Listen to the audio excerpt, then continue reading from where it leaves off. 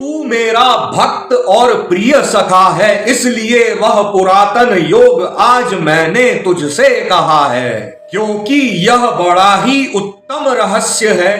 कल श्री कृष्ण भगवान कहेंगे कि जब जब धर्म की हानि और अधर्म की वृद्धि होती है।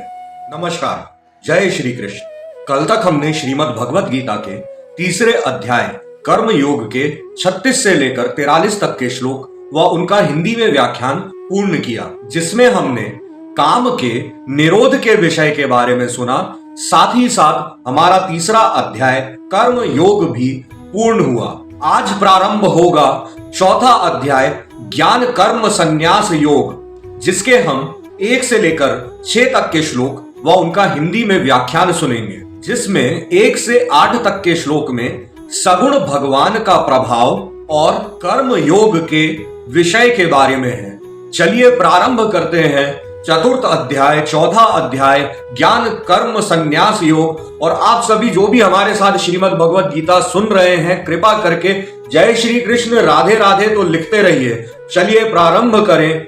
जय श्री कृष्ण, श्री परमात्मने नमः। शुरुआत के 1 से लेकर 3 तक के श्लोक श्री कृष्ण भगवान के हैं।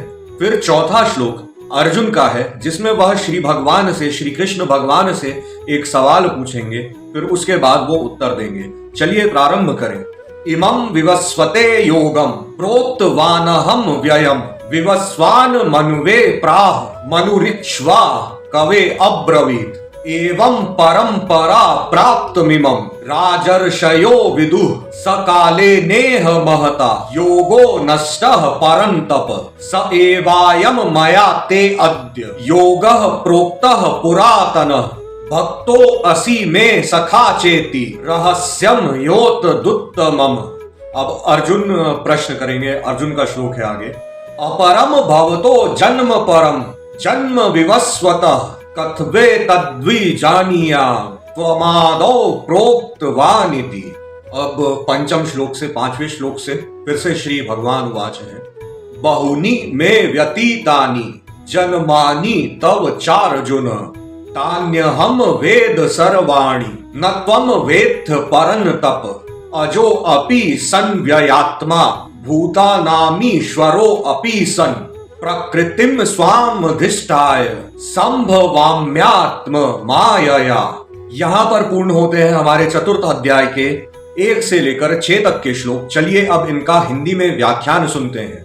अब यहाँ पर श्री कृष्ण भगवान अर्जुन से बोले कि ये जो आज मैं ज्ञान तुझे दे रहा हूं, ये जो योग मैं तुझे बता रहा हूं, ये जो उपदेश मैं तुझे सुना रहा हूं, मैंने इस अविनाशी योग को, यानी कि मैंने इस अविनाशी ज्ञान को सूर्य से कहा था। सूर्य ने अपने पुत्र वैवस्वत मनु से कहा और मनु ने अपने पुत्र इक्ष्वाकु से कहा। हे अर्जुन, इस प्रकार परंपरा से प्राप्त इस योग को, इस ज्ञान को, इस उपदेश को राजर्षियों ने जाना, यानी कि ऋषियों ने जाना इस योग को। ये जो उपदेश, ये जो ज्ञान मैं तुझे दे रहा हूं, ये पहले मैंने कहा था सूर्य से, उन्होंने अपने पुत्रों को कहा, उनके पुत्र ने उनके पुत्र को कहा, फिर इस तरह से ऋषियों ने जाना। किंतु उसके बाद वह योग बहुत काल से इस पृथ्वी लोक में लुप्त प्राय हो गया।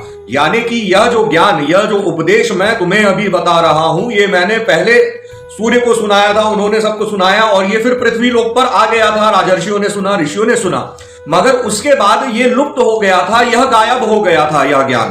तू मेरा भक्त और प्रिय सखा है, इसलिए वह पुरातन योग आज मैंने तुझसे कहा है, क्योंकि यह बड़ा ही उत्तम रहस्य है, अर्थात गुप्त रखने योग विषय है।